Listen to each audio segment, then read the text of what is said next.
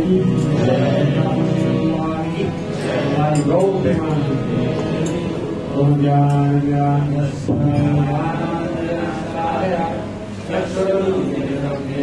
तस्मै श्री गुरवे नमः।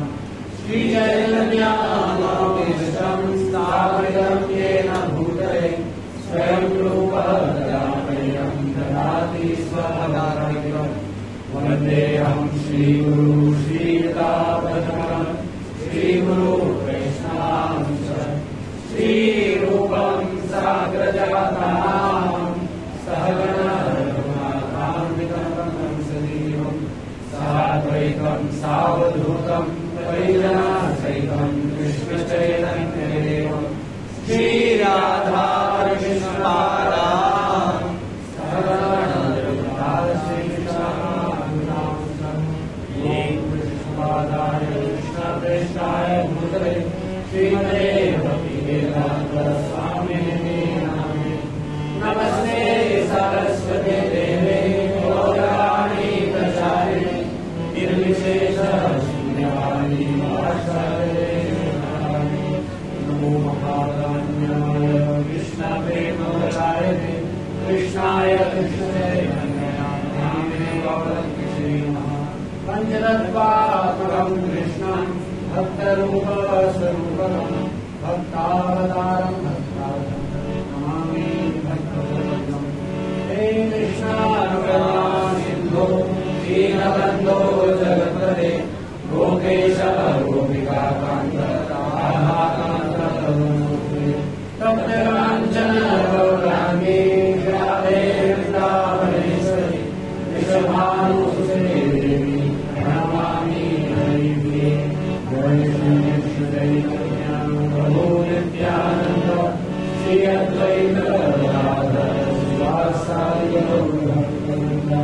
हरे कृष्णा कृष्णा कृष्णा हरे हरे हरे राम राम राम हरे हरे। हरे कृष्णा कृष्णा कृष्णा हरे हरे हरे राम राम राम हरे हरे। हरे कृष्णा कृष्णा कृष्णा हरे हरे हरे राम राम राम हरे हरे। भूमं गुरुवाचनं भगवन्धाय प्रतिपादनं श्रीनारायण धर्मानन्दमाधवम्।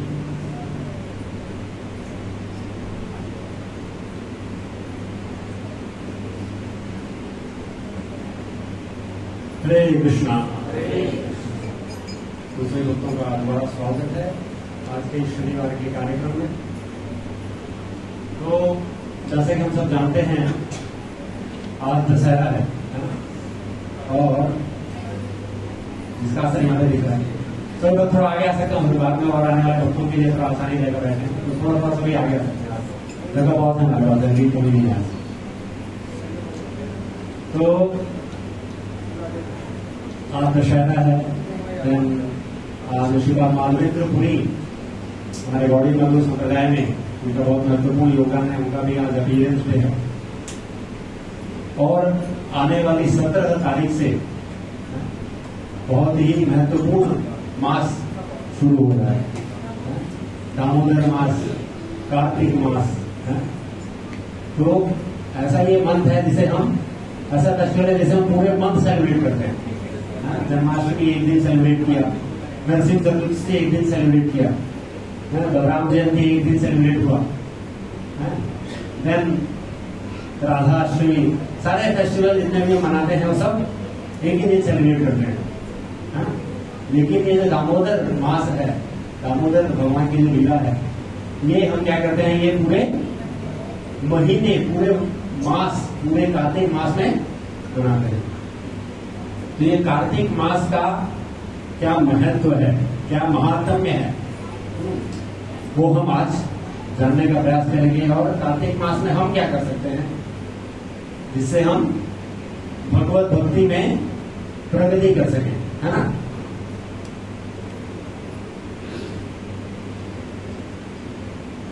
तो बेसिकली हम सब क्या चाहते हैं, कुछ न कुछ फायदा चाहते हैं, है ना? कोई जॉब करता है, किसी कहीं भी जॉब कर रहा है, उसको क्या चाहिए, थोड़ा प्रॉफिट चाहिए, है ना? हर साल 3%, 5%, 10% इंक्रीमेंट चाहिए, है नहीं? दिवाली बोनस चाहिए। तो ये सब हम सबको चाहिए, भौतिक जगत में भी चाहिए, है? और हम देखते हैं कि जो कार्तिक मास है ये हमें बोनस देता है, सेल देता है। जैसे अभी हम Amazon, फ्लिपकार्ट, इन सब में बिग बिलियन डे सेल चल रहा है ना? वैसे ही कार्तिक मास क्या है, भक्ति के लिए बिग बिलियन सेल है। इतना सा आप कार्य करेंगे भक्ति में, आपको 100 टाइम्स 1000 टाइम्स बेनिफिट मिला है। ऐसा एक माला का फल 100 माला के फल के बराबर होता है। ऐसा नहीं कि आप एक ही माला करके रह लें और बोले कि 100 माला हो गया, नहीं। और वही आप धाम में करें एक माला तो 1000 टाइम्स बेनिफिट होता है। ये कार्तिक मास का महात्म है। तो कार्तिक मास में जैसे हम जानते हैं कि दामोदर लीला हुई, तो यशोदा मैया ने क्या किया, दामोदर जी को, कृष्ण को कैसे पकड़ा, वो बहुत विस्तार लीला है दामोदर लीला। थोड़ा सा उसमें से एक पॉइंट लेंगे जो हम अपने आज की इस क्लास में ले सकें। तो जो यशोदा मैया है वो क्या करती है, कृष्ण को पकड़ने का प्रयास करती है। क्यों? क्योंकि उन्होंने मटकी फोड़ दिया था, है ना? वो आगे बहुत विस्तार करने की, कैसे दूध पिलाती है, फिर छोड़ देती है, फिर कृष्ण गुस्सा हो जाते हैं, तो मटकी फोड़ देते हैं बेसिकली। और फिर यशोदा मैया क्या करती है, उनको पकड़ती है ना? तो कैसे पकड़ती हैं वो, क्योंकि उनका साड़ी का जो पल्लू है वो बांध कमर कस लेती है अपनी, कमर कस के वो क्या करती है, फिर कृष्ण को पकड़ती है। तो ऐसे ही ये जो कार्तिक मास आ रहा है, इसमें हमें अपनी कमर कस लेनी है ना? तो दैट हम अच्छे से साधना को तीव्र कर सके अपने और बढ़ा सके। तो यशोदा मैया जब कृष्ण को पकड़ती हैं तो यशोदा मैया के सर में, बालों में फ्लावर्स थे, मालती फ्लावर्स। तो उसमें जो कुछ फ्लावर्स जो है वो गिर जाते हैं, है ना? जानबूझ के गिर जाते हैं। वो सोचते हैं, वो क्या सोचते हैं कि ये जो मैया जो है वो कृष्ण को पकड़ रही है दौड़ के, तो हमारा वजन ज्यादा हो रहा है सर पे, है ना? तो हम गिर जाएंगे तो क्या होगा, मैया का सर थोड़ा हल्का हो जाएगा और वो कृष्ण को जल्दी से पकड़ लेगी, कृष्ण जल्दी पकड़ में आ जाएंगे। तो उसका ये सोच के गिर जाते हैं। तो उसका ये सोच के सोचते हैं कि यशोदा मैया कृष्ण को पकड़ रही हैं, तो कृष्ण को पकड़ने में हमारा हाथ नहीं होना चाहिए, नहीं तो बाद में कृष्ण बोलेंगे तुम साथ में थे, तुमने पकड़ा है मुझे। तो कुछ फ्लावर ये सोच के गिर जाते हैं। कुछ फ्लावर ये सोचते हैं कि मैया कितनी महान है जो कृष्ण को पकड़ रही है, हमारा स्थान उनके सर में नहीं, हमारा स्थान क्या है, उनके चरणों में है। तो कुछ फ्लावर्स ये सोच के मैया के चरणों में गिर जाते हैं। तो ये फ्लावर्स की भावना है। तो कुछ भी हो, हमें क्या करना चाहिए, कार्तिक मास में कुछ न कुछ संकल्प लेना चाहिए, कुछ न कुछ व्रत लेना चाहिए, है ना?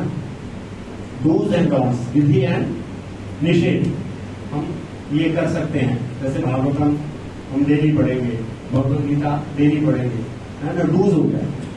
डोंट्स क्या हो गया, मैं 2 ही टाइम खाऊंगा, मैं ये नहीं करूंगा, है ना?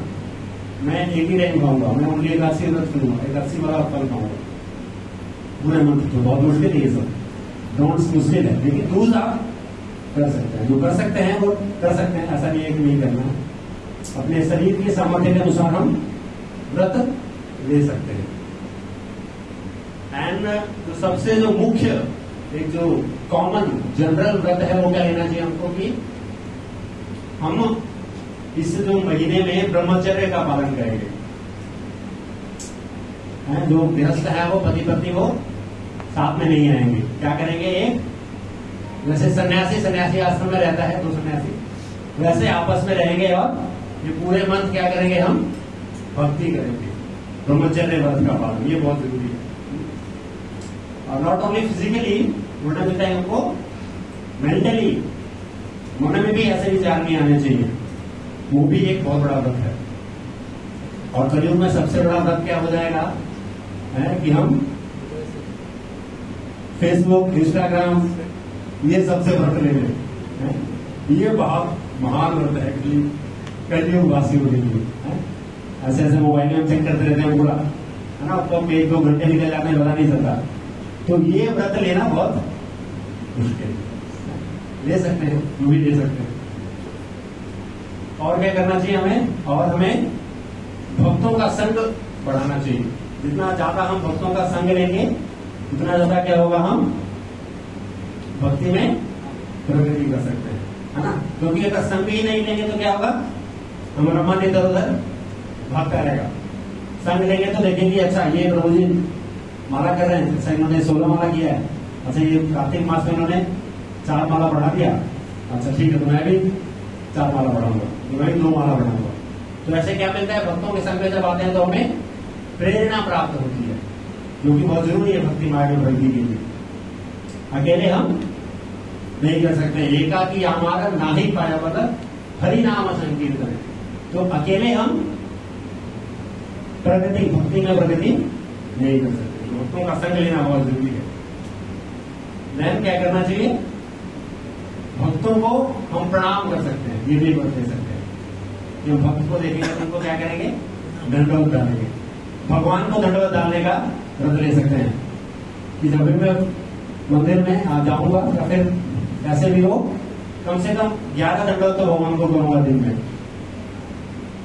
या 21 करूंगा, या 32 करूंगा, या 64 करूंगा, जितना भी सामर्थ्य अनुसार आप कर सकते हैं वो व्रत ले सकते हैं। हाँ? कि मैं दंडवत डालूंगा। दंडवत डालने से क्या होता है, जो ईगो है हमारा वो क्या होगा, कम होगा। भगवान के सामने नतमस्तक होंगे, भक्तों के सामने नतमस्तक होंगे, दंडवत डालेंगे तो क्या होगा, अहंकार में धीरे धीरे कमी आएगी। ऐसा नहीं कि हमने 64 बार दंडवत करने का व्रत दिया और एक बार दंडवत किया उसी ने 1 से 64 गिन दिया, ऐसे नहीं करना है। तो बड़ी छोटी की दंडवत डाल रहे हैं, 1 2 3 4 5 6 7 8 64 हो गया, नहीं 64 बार करना है, 11 बार करना है। जो व्रत ले रहे हैं वो उतना होना चाहिए। देन और एक सबसे बड़ा मुख्य है, क्या है, सुबह जल्दी उठ के स्नान करना। सुबह ब्रह्म मुहूर्त में उठ के हम क्या कर सकते हैं, स्नान कर सकते हैं, है ना। तो एक पद्म पुराण में श्लोक आता है जो बताता है कि सुबह सुबह स्नान करने का क्या फल प्राप्त होता है। स्नान करने से नॉर्मली हम स्नान करते हैं तो शरीर की दुर्गंध तो चली जाती है, लेकिन कार्तिक मास में स्नान करेंगे तो क्या होगा, वो हमें इस श्लोक में पता मिलता है। तो क्या बोल रहे हैं, पद्म पुराण का ब्रह्मखंड का श्लोक है ये, जिसमें व्यासदेव जैमिनी ऋषि को बताते हैं। प्रातः स्नानम नरो वै कार्तिके श्री हरि प्रिये करोति सर्वतीर्थेषु यत् स्नात्वा तत्फलं लभे। प्रातः स्नानम नरो, प्रातः स्नान जो कोई नर करता है, योगे कार्तिके, इस कार्तिक मास में, तो कार्तिक मास शुरू होगा, कार्तिक मास में जो क्या है, श्री हरि को बहुत प्रिय है। कार्तिक मास हरि को क्यों प्रिय है, क्योंकि राधा रानी का ये मास है, इसलिए भगवान हरि या कृष्ण को बहुत प्रिय है। क्या होता है, करोति सर्वतीर्थेषु यत् स्नात्वा तत्फलं लभे। यत् स्नात्वा, स्नान करके, करोति सर्वतीर्थेषु, सारे तीर्थों में नहाने का जो फल है, जो लाभ है, वो हमको मिलता है केवल कार्तिक मास में सुबह सुबह नहाने से। सोचिए, ये गंगा यमुना आपको कहीं उधर जाने की जरूरत नहीं है, घर में ही क्या हो गया, ये सारे तीर्थों का फल प्राप्त हो गया केवल सुबह सुबह स्नान करने से। तो सुबह सुबह जल्दी उठना चाहिए हमको। तो सुबह सुबह जल्दी उठने के लिए क्या करना पड़ेगा, क्या करना पड़ेगा, जल्दी सोना पड़ेगा। क्योंकि जल्दी सोएंगे नहीं तो जल्दी उठेंगे कैसे, हाँ। तो जल्दी सोना बहुत जरूरी है। तो में होता है कि भाई 10 बज गया, अरे अभी 10 ही बजा है, अभी तो पूरी रात बाकी, अभी सो के क्या करेंगे, ऐसे नहीं। 10 बजे हमें सो जाना चाहिए, 9 साढ़े 9 तक बेड पे चले जाएं, और आधे घंटे में जो भी आपका काम है वो निपटा सकते हैं, है ना। फेसबुक इंस्टाग्राम आधे घंटे में खत्म कर दो, जो भी है। देन फिर 10 बजे आप सो जाइए और सुबह 4 बजे उठ जाइए। 10 से 4 6 घंटे का नींद हो गया। तो 6 घंटे क्या है, सफिशिएंट है मनुष्य के लिए। 6 घंटे की नींद क्या है, सफिशिएंट। तो 10 से 4 तक सो गए तो सुबह आराम से उठ सकते हैं। तो सुबह आराम से उठ गए तो सुबह स्नान कर सकते हैं। स्नान कर लिया तो आपको ये सारे पुण्य फल प्राप्त हो जाएंगे। जैसे हम जानते हैं कि कार्तिक मास में हम क्या करते हैं, दामोदर को, कृष्ण को दीप दिखाते हैं, है ना। तो दीप दिखाने का भी महत्व स्कंद पुराण में मिलता है हमको। स्कंद पुराण में श्लोक आता है, दास्यन्ति ये कार्तिक मासी मध्या व्योम प्रदीपकम् हरितुष्टेत पश्यन्ति तेनैव कदापि देवं यमं महाक्रूर मुखम मुनीन्द्र। तो इसमें जो लॉर्ड ब्रह्मा है वो नारद मुनि को बताते हैं। क्या बता रहे हैं, दास्यन्ति ये कार्तिक मासी, इस कार्तिक मास में जो कोई भी मर्त्या यानी जो भी मनुष्य है वो अगर प्रदीपम हरि, अगर भगवान को प्रसन्न करने के लिए भगवान को दीप अर्पण करते हैं, पश्यन्ति ते नैव, वो देखते नहीं है कभी भी, यमम महाक्रूर मुखम, जो यम का जो मुख है वो नहीं देखते हैं, यानी यमराज का दर्शन नहीं होता है हमको। नॉर्मली जब मृत्यु के समय क्या होता है, यमदूत आते हैं और वो आत्मा को शरीर से निकाल के ले जाते हैं, क्योंकि आत्मा शरीर छोड़ना नहीं चाहता है, क्योंकि आसक्त हो जाता है शरीर के प्रति। छठे स्कंद में हमको वर्णन मिलता है अजामिल की कथा, जिसमें यमदूतों का वर्णन मिलता है कि यमदूत कैसे दिखते हैं। बड़ी बड़ी लाल लाल आंखें उनकी, ये बड़े बड़े दांत, बाल एकदम कैसे ताम्र रंग के बड़े बड़े, बहुत डरावने। आप लोग जो एचबीओ पे घोष घोष वाली मूवी देखते हैं वो कुछ नहीं उनके आगे, उतने डरावने। और वो क्या करते हैं, आत्मा को रस्सी से, क्योंकि आत्मा जाना नहीं चाहती है, निकलना नहीं चाहती शरीर, उसको रस्सी से बांधते हैं और शरीर से जबरदस्ती निकालते हैं और उसको लेके जाता है यमपुरी। तो अगर लेकिन आपने कार्तिक मास में भगवान को दीप दिखा दिया तो क्या होगा, आपको यम के दर्शन नहीं करने पड़ेंगे। कार्तिक मास में आपने दीप दिखा दिया, यमदूत नहीं आएंगे, आपको दर्शन देंगे। आपने दीप दिखाया हम सब ने कब से दिखाते हैं, तो यम के दर्शन क्या होंगे, यम के दर्शन नहीं होंगे, है ना। और क्या होता है कि जब भगवान को दीप दिखाते हैं तो हमारी भक्ति जो दीप नहीं है वो क्या हो जाती है, दीप हो जाती है। भगवान को दीप दिखाने से भक्ति जो डीप नहीं हो क्या हो जाएगी, डीप हो जाएगी। और क्या हो जाएगी, प्रगाढ़ हो जाएगी, गहराई। एकदम। और भगवान को जब दीप दिखाते हैं तो कैसे दिखाना चाहिए, चरण कोनों में दिखाना चाहिए, नाभि कोनों में दिखाना चाहिए, फेस में दिखाना चाहिए, शरीर में दिखाना चाहिए, 4 बार, 2 बार, 3 बार और 7 बार, है ना। लेकिन आपको इसी गिनने में नहीं रह जाना चाहिए, 4, 2, 3, 7 का। भगवान को क्या किया हमने, फटाफट का और ऐसे 4, 2, 3, 4, 2, 4, 2, 3, 7 कर करके, क्योंकि क्या हो जाता है धीरे धीरे जब हम करते रहते हैं तो उसमें हम भाव नहीं ला पाते, वो रिचुअल हो जाता है हमारे लिए, स्पिरिचुअल से रिचुअल हो जाता है।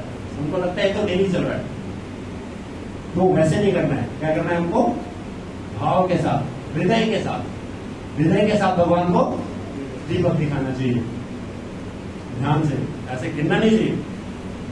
वो प्रिस्क्राइब है कि वैसे मिनिमम आपको करना है, लेकिन उसी में नहीं रह जाना है।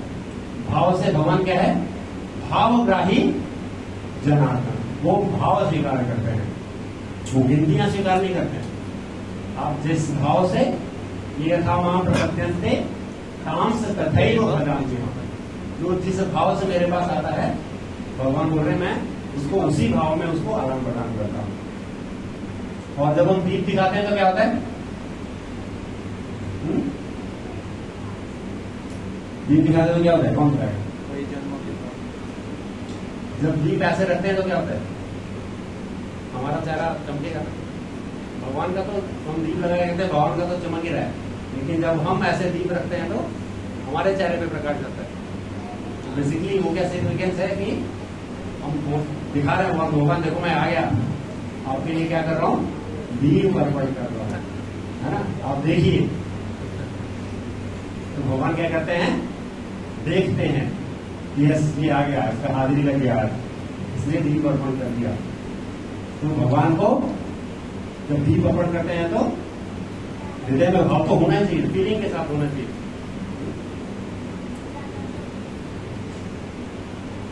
देन पद्म पुराण में श्लोक आता है जिसमें कार्तिक को लॉर्ड शिव जी बताते हैं, तेनेष्टम क्रतुभिः सर्वैः कृतं तीर्थावगाहनम् दीपदानं कृतं येन कार्तिके केशवाकृतः। क्या बोल रहे हैं? तेनेष्टम क्रतुभिः सर्वैः कृत तीर्थावगाहनम्, अगर इस मास में दीपदानम कृते येनम कार्तिके केशवाकृतः, कार्तिक मास में केशव आकृत यानी केशव यानी कृष्ण भगवान के सामने आकर अगर हम दीप दान करते हैं क्या होता है? तेनेष्टम क्रतुभिः यानी जितने भी सारे यज्ञों का जो फल है, यज्ञों का जो लाभ है वो प्राप्त हो जाता है। और सर्वे कृतम तीर्थावगाहनम, और जितने भी तीर्थ हैं, जैसे पहले वाले श्लोक में है सारे तीर्थों में नहाने का फल प्राप्त होता है, सारे यज्ञों का भी फल प्राप्त हो जाता है और सारे तीर्थों में नहाने का भी फल प्राप्त हो जाता है। ये है भगवान को केवल दीप अर्पण करने की महत्ता, इतना क्या कहते हैं दीपदान का महत्व है भगवान में। तो जितने भी यज्ञ होते हैं कौन कौन से, आजकल तो कलयुग में यज्ञ करना संभव नहीं है, लेकिन फिर भी राष्ट्रीय यज्ञ हो गया, है ना, गोमेध यज्ञ हो गया, अश्वमेध यज्ञ हो गया, जितने भी यज्ञ हैं जो कि अभी कलयुग में पॉसिबल ही नहीं है, वो सारे यज्ञों का फल प्राप्त हो सकता है कैसे? केवल भगवान को दीप दान करने से। और भगवान जो है वो ऐसा नहीं केवल दीप को दान ले लेते हैं, तो क्या करते हैं? भगवान क्या बोल रहे हैं? ये थामा प्रपद्यन्ते ताम स्तथैव, जो जिस प्रकार मेरे पास आता है उसी प्रकार मैं उसको आदान प्रदान करता हूं, उस प्रकार भगवान रेसिप्रोकेशन करते हैं। तो भगवद गीता का 10वां अध्याय का 11वां श्लोक में बताते हैं, तेषामेवानुकंपार्थम् अहमज्ञानजं तमः नाश्यामि आत्मभावस्थो ज्ञान दीपेन भास्वता। तो भगवान को हमने दीप अर्पण किया, तो भगवान क्या कर रहे हैं? तेषाम एव अनुकंपार्थम, उसको मैं अनुकंपा दिखाने के लिए भक्तों को अनुकंपा भगवान क्या करते हैं? जो अज्ञान का जो अंधेरा है हमारे हृदय में, वो क्या करते हैं भगवान? ज्ञान की दीप, ज्ञान का दीप प्रज्वलित करते हैं। हम घी का दीपक प्रज्वलित करते हैं भगवान के सामने, और भगवान क्या करते हैं? ज्ञान का दीपक प्रज्वलित करते हैं हमारे हृदय में। नाशामी आत्मभावस्थो, जितने भी कर्मश हैं जीव के हृदय में, वो क्या करते हैं भगवान? सब नष्ट कर देते हैं। ज्ञान दीपेन भास्वता, ज्ञान के दीपक से भगवान क्या करते हैं? वो सारे कर्मशों को नष्ट कर देते हैं। देन हम देखते हैं कि जो दीपों का जो फेस्टिवल है ये पूरे भारत में तो मनाया जाता है, जहाँ भी हमारे इस्कॉन सेंटर्स हैं, और बाहर में भी हम देखें जो इस्कॉन सेंटर्स नहीं है वो भी दीप अर्पण करते हैं भगवान।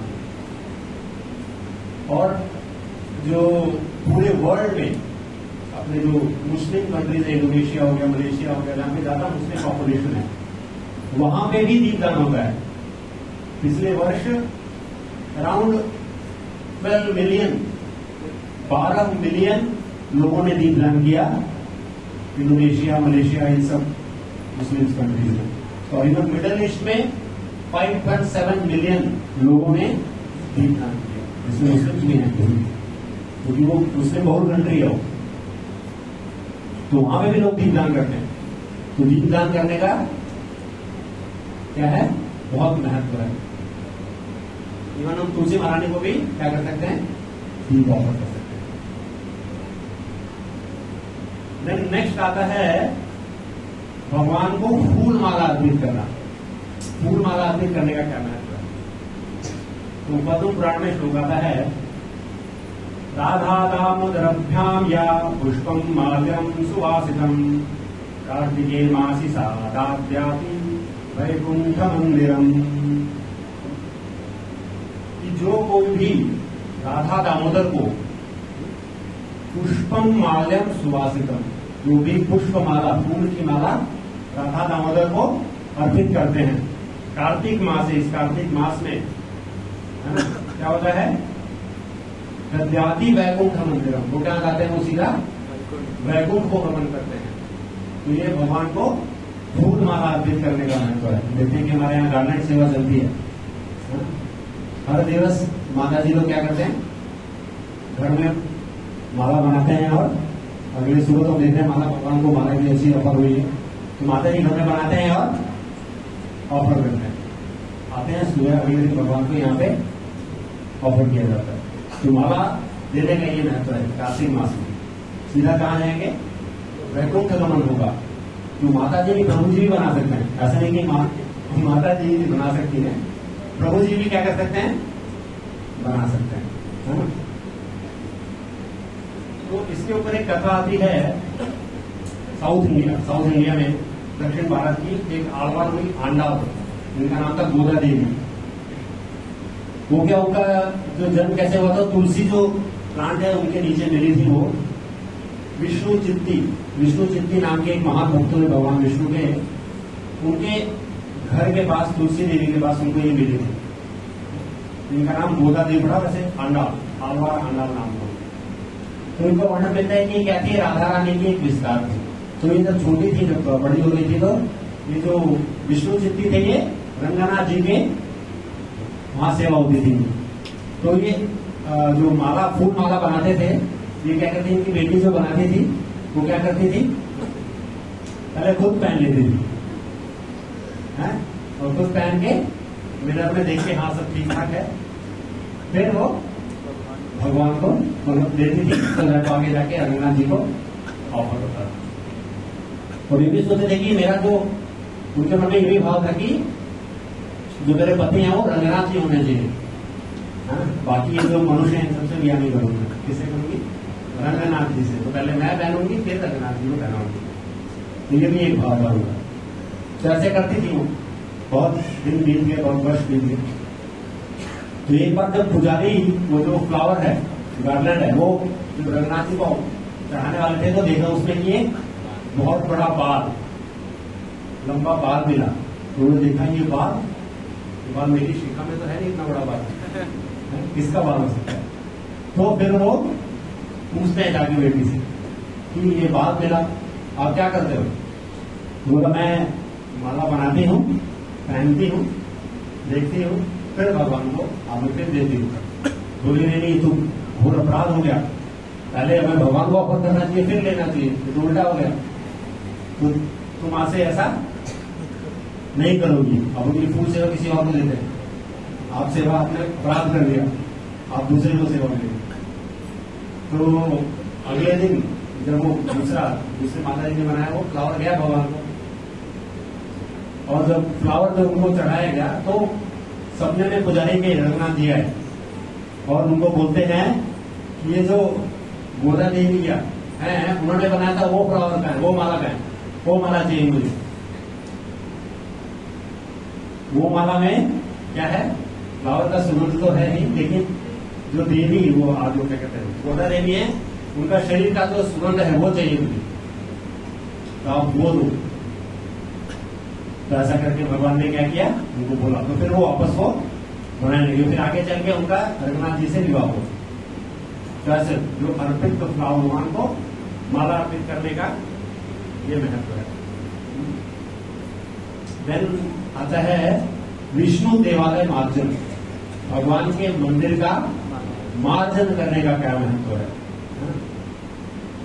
वो भी पद्म पुराण में श्लोक आता है, विष्णु देवालयम प्रातः सममार्जयति कार्तिके तस्य वैकुंठ भवने जायते सुदृढ़ं गृहम्। विष्णु देवालयम प्रातः, विष्णु देवालय यानी भगवान विष्णु का मंदिर प्रातः सुबह सुबह। अगर कोई मार्जयति कार्तिक मास में, अगर कोई कार्तिक मास में भगवान विष्णु का कृष्ण का मंदिर मार्जन करता है, साफ करता है, तस्य वैकुंठ भवने जायते, वो कहां जाता है? वो वैकुंठ में तो जाता ही है, लेकिन वैकुंठ में होता क्या है? सुदृढ़ गृहम, उसको वहां पे घर मिल जाता है। 2 BHK, 3 BHK, 4 BHK villa, depending upon तक कितना उसने सेवा किया। तो भगवान वैकुंठ धाम में क्या करते हैं? उसके लिए एक घर बना देते हैं कि भैया आपने इतना, मेरा घर आपने साफ किया कार्तिक मास में, तो आपके लिए 2 BHK फ्लैट बना दिया, विला बना दिया, ऐसा।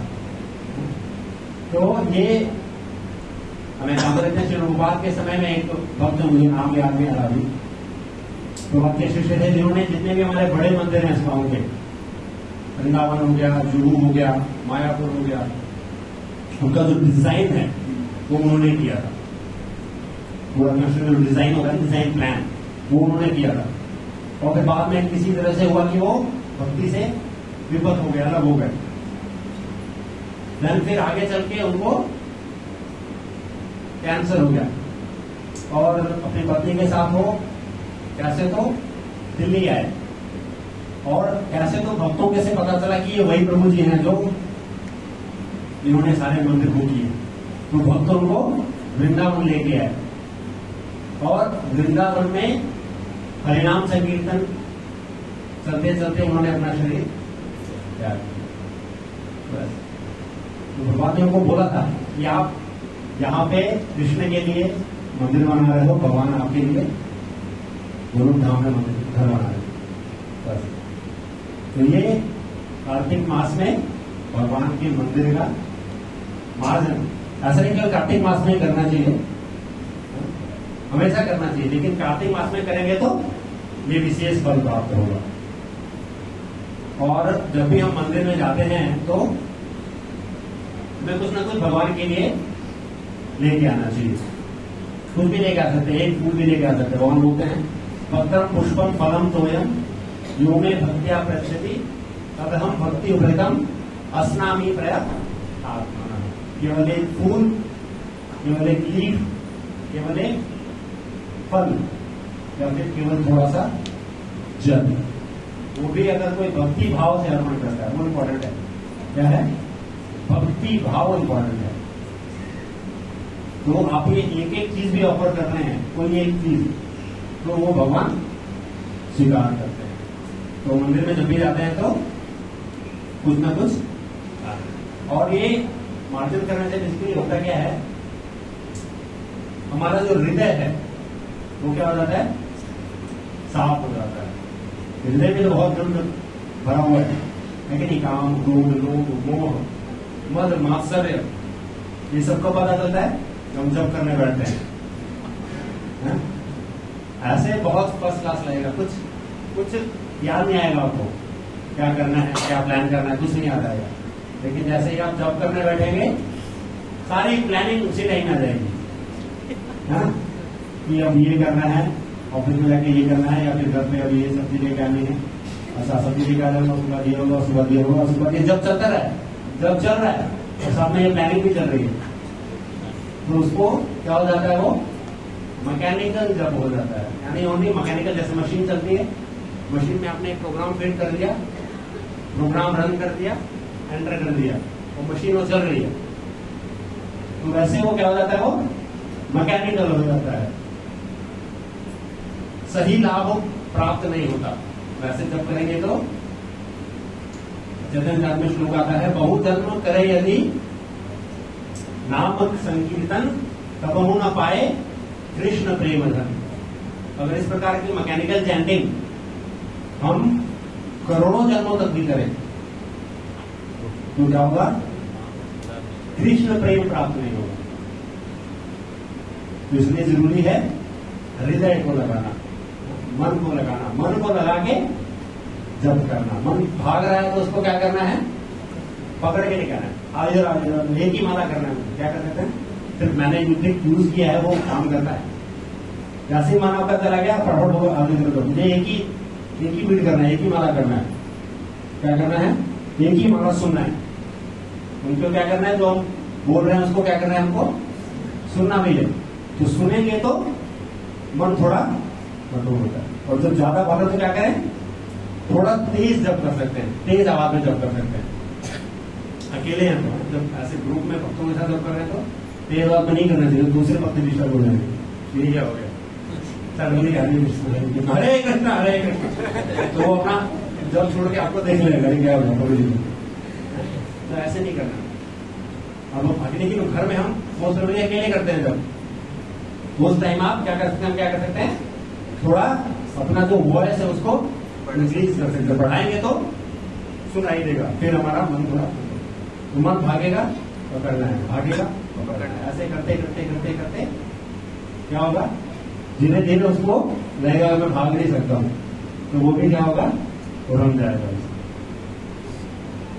तो जब करने से क्या होगा, ये हमारा हृदय साफ होगा। जब करने से साफ होगा, ही साफ में मंदिर की सफाई करने से भी साफ होगा। हम मंदिर में जो बर्तन होते हैं उसको साफ करेंगे, उससे भी हृदय साफ होता है। तो भगवान से संबंधित जब कुछ भी कार्य करें क्या होता है, अनेक कोटि जन्मों के हमारे पाप साफ हो जाते हैं। भगवान बोलते हैं तेषाम अंतगतम पापम जनानाम पुण्य कर्मणाम ते द्वंद्व मोह निर्मुक्ता भजन्ते माम दृढ़ता। तो अंतगतम, जब ये पाप का अंत हो जाएगा, सारे पापों का अंत हो जाएगा, तो क्या होगा, हम दृढ़ भजन कर सकते हैं। नहीं तो भजन तो चलेगा लेकिन दृढ़ नहीं रह पाएंगे। जैसे आज सोचा कि नहीं कल सुबह 4 दिन उठ के जब करूंगा, 4 बजे उठ गए, जब किया, 1 दिन किया, 2 दिन किया, तीसरे दिन 6 बजे उठ गए, दृढ़ नहीं रह पाएंगे। ऊपर नीचे साइन वेव बदल, ऊपर जाता है नीचे आता है, ऊपर, ऐसे भक्ति चल रही है, ऊपर नीचे ऊपर नीचे। दृढ़ जो डायरेक्ट डीसी क्या होती है, एकदम स्ट्रेट लाइन, वो नहीं हो पाएगा। उसके लिए क्या करना है, उसके लिए ये जो कार्तिक मास आया है, ये सेम ऑफर, इसमें हम ये कार्तिक मास का हमने पालन करेंगे तो क्या होगा, साइन वेव से हमारा ग्राफ क्या हो सकता है, डीसी ग्राफ हो सकता है, ये मास पालन करने से। हरे कृष्णा कृष्णा कृष्णा हरे हरे, हरे राम राम राम हरे हरे।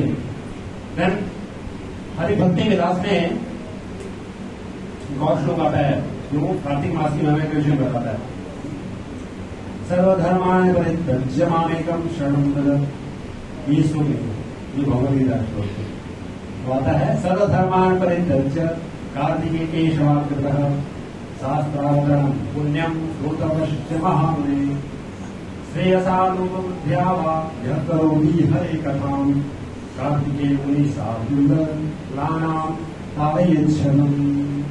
तो हरि कथा का क्या महत्व है, हमने नहाने का महत्व देखा, और कौन सा देखा, दीपदान करने का देखा, देन और क्या देखा, भगवान को कृष्ण माला वारी करने देखा, देन आगे देखा मंदिर मार्जन करने का देखा, देन अभी हरि कथा। अभी हरि कथा इस कार्तिक मास में हम सुनेंगे तो उसका क्या लाभ है। सर्वधर्मान् परित्यज्य कार्तिके केशवाकृतः, सब कुछ छोड़ के जो कार्तिक मास में केशव आकृतः यानी भगवान के सामने आकर शास्त्रावतरणम पुण्यम श्रोतवश्च महामुने, सनातन गोस्वामी कि जो भी शास्त्रों को सुनता है, हे महामुनि, श्रेयसा लोक बुद्धिया वा यह करोति हरि कथा, सबसे श्रेष्ठ क्या है, हरि कथा करना। और उससे होता क्या है, कुलानाम तारयच्छतम, उससे जो करोड़ों करोड़ों जन्मों के जो पाप हैं वो तो नष्ट होते ही हैं। दूसरा जो 100 ऑफ आपके जो पूर्वज हैं वो क्या हो जाते हैं, तर जाते हैं। पितृपक्ष अभी हो गई है, पितृपक्ष में हम तर्पण करते हैं पितरों को, जल अर्पण करते हैं, तिल अर्पण करते हैं, पिंडदान करते हैं। विष्णु का प्रसाद दान देते हैं। तो लेकिन कार्तिक मास में अगर हम हरि कथा सुनते हैं तो उससे क्या होगा, उससे 100 ऑफ जनरेशन क्या हो जाएंगे, पितृ क्या हो जाएंगे, वो मोक्ष की प्राप्ति, वो जहां भी है जिस कंडीशन में है वहां से वो और अच्छी गति को प्राप्त हो जाएगी, है ना। तो क्या करना चाहिए, हमें हरि कथा सुननी चाहिए। जैसे हम क्या कर सकते हैं, आजकल तो बहुत अच्छी फैसिलिटी है, यूट्यूब है, इसको लाइब्रेरी है, तो बहुत सारे आपको प्रवचन मिल सकते हैं। तो रूटीन कर सकते हैं, मुझे आज 15 मिनट या कार्तिक मास में मुझे आधा घंटा डेली में क्या करूंगा, क्या करूंगी, कथा श्रवण करूंगी। जो भी बहुत सारे महाराज हैं, प्रभु जी हैं, आप उनको सुन सकते हैं। तो भगवान की कथा क्या करनी चाहिए, सुननी चाहिए। तो कथाओं में जब सुनेंगे तो क्या होगा, कथा जब सुनेंगे तो भगवान के नाम में क्या होगा, हमको रुचि आ सकती है। जब कथा नहीं सुनेंगे तो रुचि नहीं आएगी। जैसे हम देख सकते हैं, फॉर एग्जाम्पल हम खुद ही देख सकते हैं अपने आप को कि हमने सबसे पहले जप करना शुरू किया था क्या? कौन है जो सबसे पहले जप करना शुरू किया? नहीं, सबसे पहले हमने कथाओं में आना शुरू किया। कथा में जब 1 साल आए, 1.5 साल आए, तब लगा कि हमें सब जब करते, मुझे भी क्या करना चाहिए, जब करना चाहिए। या फिर किसी तरह मुझे नहीं होता कि प्रभु जी आप 1.5 साल हो जाते, आप एक मारा शुरू कीजिए कम से कम, है ना। तब हमने शुरू किया। तो हरि कथा जब सुन सुन के क्या होता है, चित्त साफ हो जाता है। तो इस बात में श्लोक आता है, सभी पीछे पीछे दोहरा सकते हैं। सदा सेव्या सदा सेव्या सदा सेव्या सदा सेव्या श्रीमद् भागवती कथा श्रीमद् भागवती कथा यश्रवण मात्रेण हरि चित्तम समाश्रये हरि चित्तम समाश्रये। तो क्या करना चाहिए हमको, सदा सेव्या हमेशा भगवान का नाम सेवन करना चाहिए। कैसे? श्रीमद् भागवती कथा, श्रीमद् भागवत जिसमें भगवान की कथा है, उसको क्या करना चाहिए, सेवन करना चाहिए। कैसे सेवन कर सकते हैं? श्रवण करके, सुन के। प्रसाद का सेवन कैसे करते हैं? पा करके। प्रसाद का सेवन पा करके। वैसे ही श्रीमद् भागवत का सेवन कैसे करेंगे? श्रवण करके, पढ़ के उसको। जब पढ़ भी रहे हैं तो कैसे पढ़ना है हमको, थोड़ा तेज ऊंची आवाज में पढ़ सकते हैं, सो दैट पठन हो और साथ में श्रवण भी हो। जो प्रभुपाद ने जो तात्पर्य लिखे हैं उनमें क्या है, प्रभुपाद का भाव है। प्रभुपाद जैसे महान आचार्य, अगर हम उनका टीका भागवतम पढ़ेंगे तो क्या होगा, और सुनेंगे तो क्या होगा, वो भाव हमारे अंदर आएगा।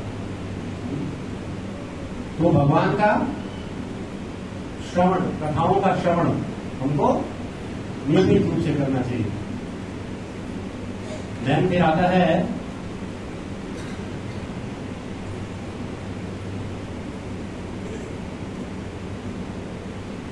भगवत गीता पढ़ने का लाभ। तो भागवत पढ़ना चाहिए, तो भी पढ़नी चाहिए। देन आता है भागवत गीता पढ़ने का क्या लाभ है, वो भी आता है कार्तिक मास में स्पेशली। कार्तिक मास से विप्रेन्द्र यस्तु गीता पठेत्तरः तस्य पुण्यफलम् वस्तुं मम शक्तिर्न विद्यते। गीतायास्तु समं शास्त्रं न भूतं न भविष्यति सर्वपापहरां नित्यं गीतैका मोक्षदायिनी। तो स्कंद पुराण में श्लोक आता है, इसमें कार्तिक मास में भगवत गीता पढ़ने का महात्म है, क्या महत्व है। कार्तिक मास से विप्रेन्द्र यस्तुम गीता पठेत्तरः, क्या होता है, तस्य पुण्य फलम। कार्तिक मास में जो भगवगीता पढ़ने का जो पुण्य फल है वो बोल रहे हैं इसमें कि मम शक्तिर्न विद्यते, मेरे पास इतनी शक्ति नहीं है कि मैं बता सकूं कि कार्तिक मास में अगर भगवगीता पढ़ेंगे तो कितना फल प्राप्त होगा, शक्ति नहीं है। गीतायास्तु समं शास्त्रम, गीता के जैसा जो शास्त्र है वो न भूतम न भविष्यति, न भूत में हुआ है न भविष्य में होगा। इतना महत्वपूर्ण था। सर्व पाप हराम नित्यम, सारे पापों को क्या करता है, हर लेता है।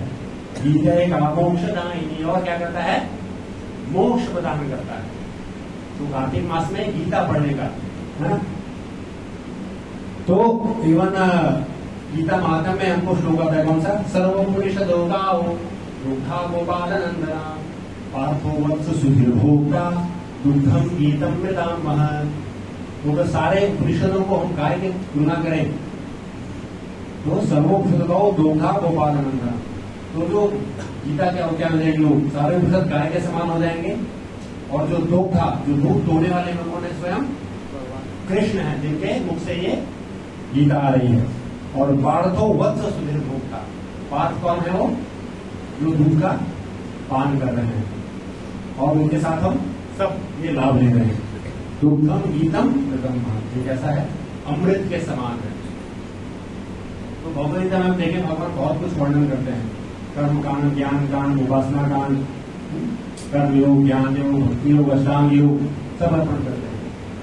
जन बताते हैं कि भक्ति योग क्या है, सबसे मुख्य है। योगी नाम अपने सर्वेशाम मदगतेन अंतरात्मना श्रद्धावान भजते यो माम समयुक्त तमो मतः। भगवान होते हैं कि जो भी सारे योगियों में कौन श्रेष्ठ है, जो श्रद्धा पूर्वक मेरा भजन करता है, वो क्या है, सारे योगियों में श्रेष्ठ है। तो भजन कौन कर सकता है, जो भक्त है।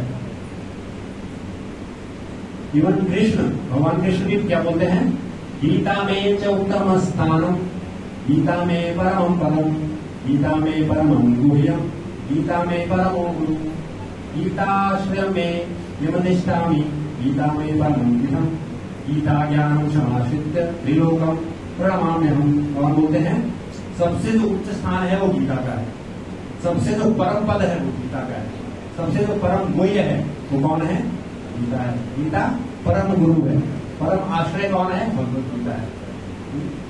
मैं गीता में स्वयं निवास करता हूँ, गीता प्रतिष्ठान, गीता में परम गृहम, गीता ज्ञान और इस गीता के ज्ञान से क्या करता हूं मैं, तीनों लोगों का पालन करता हूँ।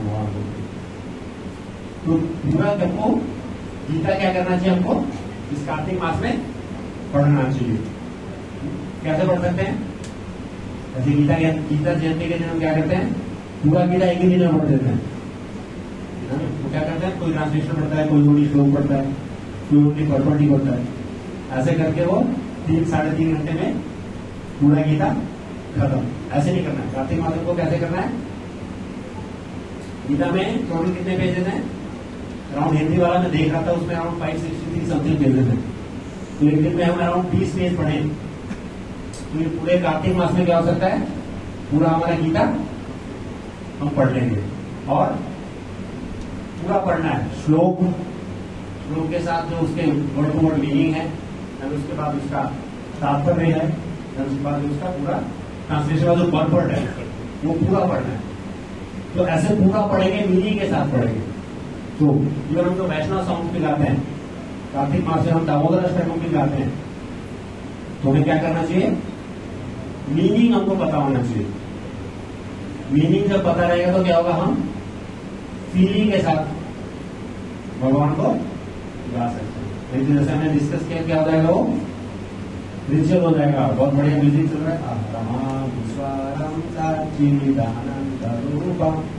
म्यूजिक चल रहा है, फीलिंग नहीं आ रही। फीलिंग कैसे आएगी, जब हमको उसका मीनिंग पता रहेगा, जब उसको उनका अर्थ पता रहेगा। जब अर्थ पता रहेगा और जब हम गाएंगे उसको, तो हमारे भाव उसमें क्या आ सकते हैं, आ सकते हैं। और भगवान को भाव चाहिए, भगवान क्या है, भावग्राही बनाना। तो अगर हम फीलिंग के साथ, हृदय के साथ गाएंगे, भक्ति में कैसा है, हम जिस चीज को लगाएंगे वो शुद्ध हो जाती है। इंद्रियों से हम भगवान की सेवा करते हैं, क्या हो जाती है, इंद्रियां शुद्ध हो जाएंगी, है? भगवान जैसे हम भगवान को अपने हाथों से वस्त्र पहना रहे हैं, इंद्रियों से कार्य करें तो इंद्रियां शुद्ध हो जाएंगी। तो अगर मन लगा के कार्य करेंगे तो मन भी शुद्ध हो जाएगा, चित्त लगा के कार्य करेंगे तो चित्त भी शुद्ध हो जाएगा। तो हमको केवल इंद्रियां शुद्ध नहीं करनी, हमको क्या करना है, मन भी शुद्ध करना है, चित्त भी शुद्ध करना है।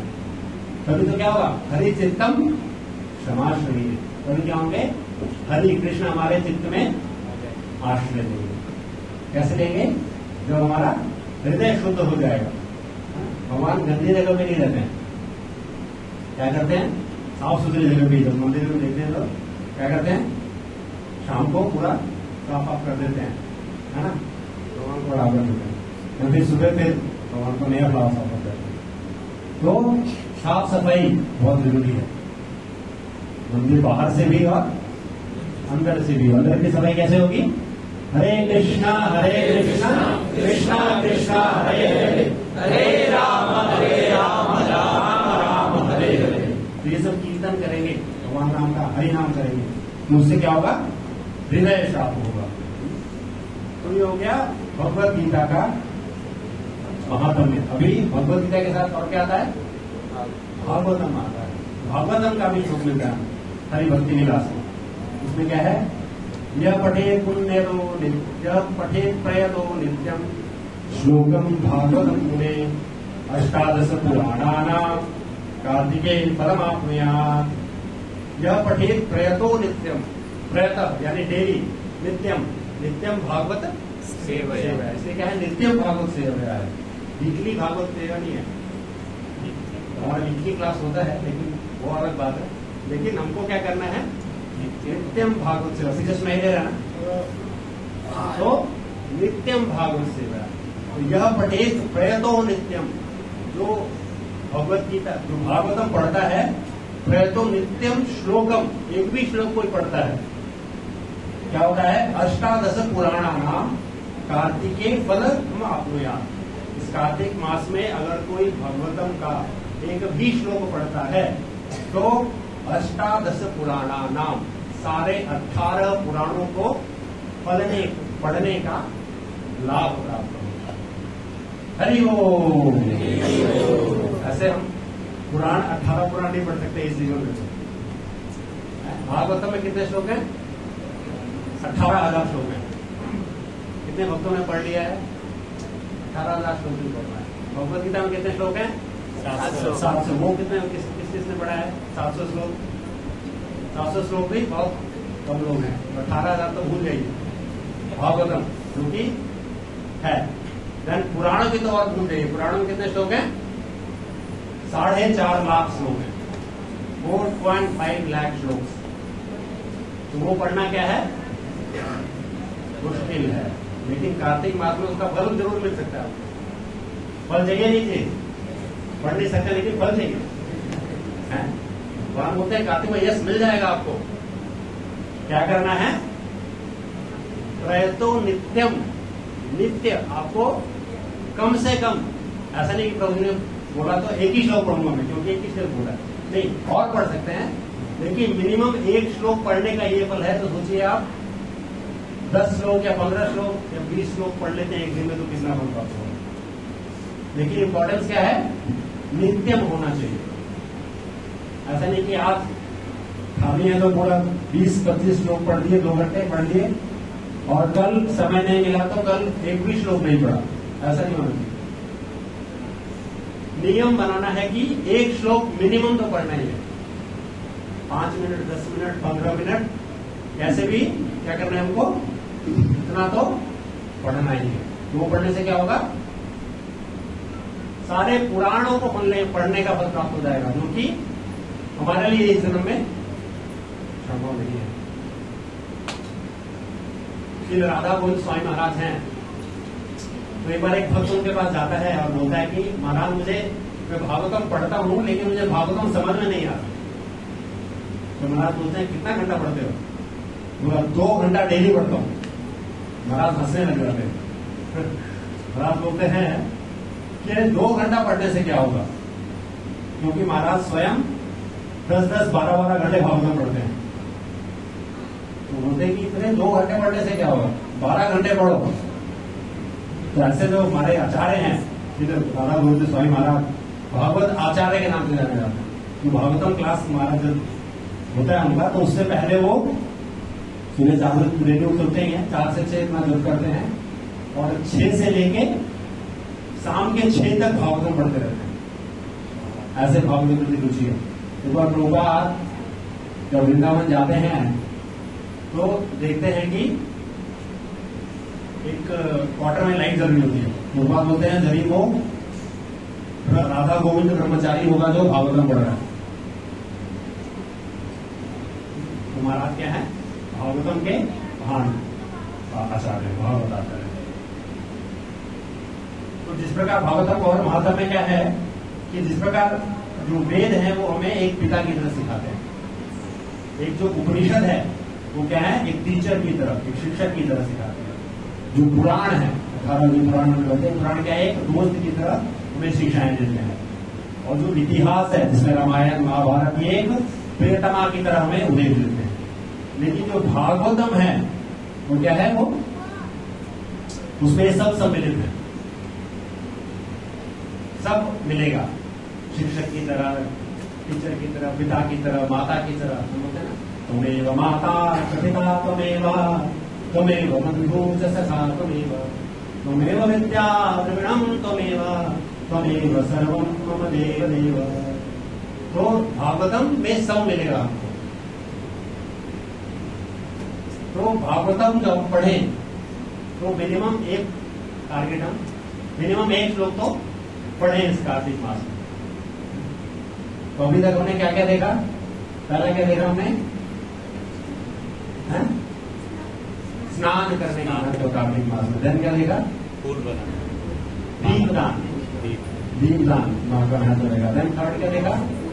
भगवान को मालाएं अर्पण करने का महत्व देखा। देन फिर क्या देखा? मंदिर मार्जन करने का महत्व देखा। देन भगवत गीता पठन का, देन भागवतम पठन का, दामोदर अष्टकम कथा सुनने का, भागवत श्रवण का, मंदिर मार्जन, भगवान को वो संकल्प है हमारा, हम ले सकते हैं। दंडवत। बहुत सारे सेलिब्रेट, इसमें से कोई तो हमको एक कार्तिक मास में मिनिमम एक तो देना चाहिए। तो हम सब अपने सामर्थ्य को खुद डिसाइड कर सकते हैं। देन लास्ट आता है, बस बहुत सारे हैं लेकिन आज के लिए लास्ट रहेगा। कंद पुराण में मिलता है हमको यमुना में स्नान करने का क्या महत्व है। कार्तिको मासो मधुरा यमुना जले यह स्नातस्तु वैकुंठे बहुकालम वसंति राधादामोदरस्तत्र स्वयं स्नातस्तु कार्तिके अतो मनुपुरी श्रेष्ठा यमुना च विशेषतः। कार्तिक मासो मथुरा यमुना जले, इस कार्तिक मास में मथुरा में यमुना जल में यह स्नातस्तु, जो स्नान करता है व्यक्ति तो क्या करता है? वो वैकुंठे बहुकालम वसंति, वो लॉन्ग टाइम तक, बहुत लंबे समय तक कहाँ करता है निवास? वैकुंठ धाम में उसको निवास मिलेगा। वो कार्तिक मास में केवल यमुना में स्नान करता है। क्यों? क्योंकि राधा दामोदर तत्र स्वयं स्नातस्तु कार्तिक, क्योंकि राधा दामोदर वो स्वयं यमुना में स्नान करते हैं कार्तिक मास में। अतो मधुपुरी श्रेष्ठा, इसलिए मथुरापुरी में यमुना को इतना श्रेष्ठ महत्व प्रदान है। ये यमुना में नहाने का महत्व है। तो हम जब यात्रा जाते हैं तो यमुना में स्नान कर सकते हैं, लेकिन जब हम स्नान करते हैं तो हमारा जो भाव कैसा होना चाहिए? वो स्पोर्ट्स एंटरटेनमेंट का नहीं होना चाहिए। यस, गंगा जी यमुना मिली, यार हुए जब मारे वो एंटरटेनमेंट कर रहे हैं, नहीं, वो भाव नहीं होना चाहिए। भाव कैसा होना चाहिए हमारा? और रेवरेंस, बहुत ही सम्मान की भावना होनी चाहिए। क्योंकि भगवान ने व्यक्ति किसके लिए है? वो यमुना मैया किसकी क्रीड़ा के लिए है? कृष्ण भगवान की क्रीड़ा के लिए। तो हमारा सम्मान के साथ हमें करना है। और तुरंत जब हम स्नान कर रहे हैं तो भी हमें कुछ गमछा, पुरुष लोगों को गमछा पहन के अंदर जाना चाहिए।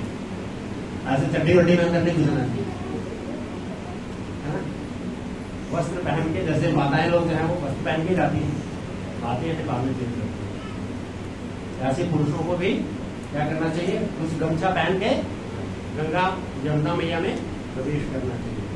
और स्पोर्ट्स एंटरटेनमेंट के लिए नहीं, कि भाव के साथ। ये स्नान करने से क्या होगा? भगवान की भक्ति प्राप्त होगी, इस भाव से करना चाहिए। एंड इवन हम तो घर पे भी स्नान करते हैं तो भी ऐसे ही करना चाहिए। और बताते हैं कि ये वो जो वहाँ पे वृंदावन में बहुत सारे राधा कुंड हैं, श्याम कुंड हैं, उसमें स्नान कर सकते हैं, लेकिन गुरु की आज्ञा से कर सकते हैं। अपने मन से इसमें स्नान नहीं करना है, क्योंकि वो राधा कुंड है, क्या वो Radha Rani is in liquid form, तरल फॉर्म में है श्री राधा कुंड। तो गुरु की आज्ञा है तो कर सकते हैं, अदरवाइज 3 बूंद जल ईश्वाय नमः, नारायण माधवाय नमः, विष्णु 3 बूंद अपने शरीर में छिड़क ऐसा कर सकते हैं। तो कार्तिक मास में ये सब हम करेंगे तो क्या होगा?